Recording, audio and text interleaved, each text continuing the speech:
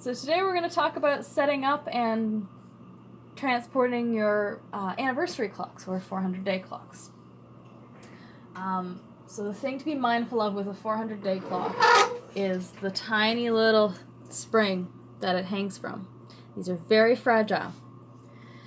So before you do any transporting with one of these clocks, you need to either make sure it's locked with a lever like this or one that comes up from the bottom. So this is another type of locking mechanism. If you see the bottom there, it either lowers to release the pendulum or raises to lock the pendulum between that little cup and the little brace up here. So any type of anniversary clock that has a lock on it, you want to make sure it's locked before you transport it.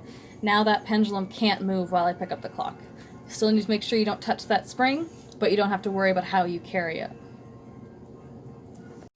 So on some clocks, they don't have a locking mechanism, so you need to remove the pendulum. This one you can see very clearly how the pendulum comes off.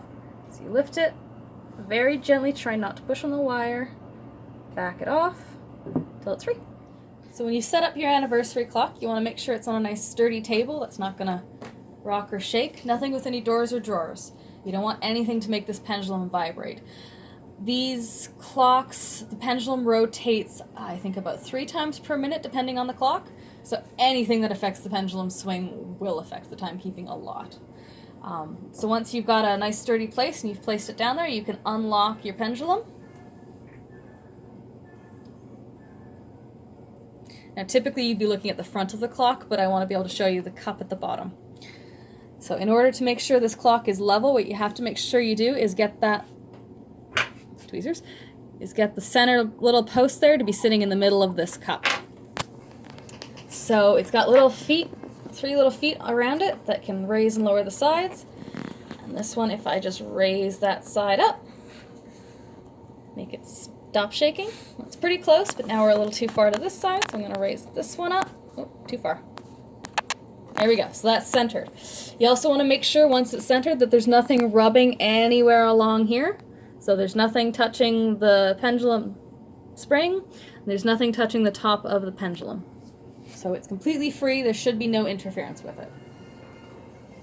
And then winding these clocks, winding keys at the back, you want to make sure you don't touch the pendulum, suspension spring, and then you wind it. So you can't wind it any further. Typically, these clocks are meant to run for a full year on a single wind. It is not at all harmful to the clock to wind it more often. In fact, it might help you gain better accuracy if you wind it once a week. Accuracy on these clocks, I think I mentioned before, is about plus or minus 2 minutes, maybe a bit more or less. Winding them more often and resetting the time every week will help maintain accuracy. So if you try to adjust the time in the middle of the pendulum swing when it's in the center, like right there, it will flutter. Gotta wait for it to do it again. Come back around. Just gotta keep pushing. There we go. So it'll flutter like that. So once you've got it leveled and you want to start the clock, you want to very carefully turn the pendulum. About half a turn is plenty. And then let it go. You can see the pendulum's now is turning the one way, and when it gets to the end, it's going to stop and turn around the other way. It usually takes about 5 minutes for it to settle into its proper rhythm. So if you set the time right away, it's not going to necessarily keep time for the first 5 minutes. Once it's settled, you can readjust the time.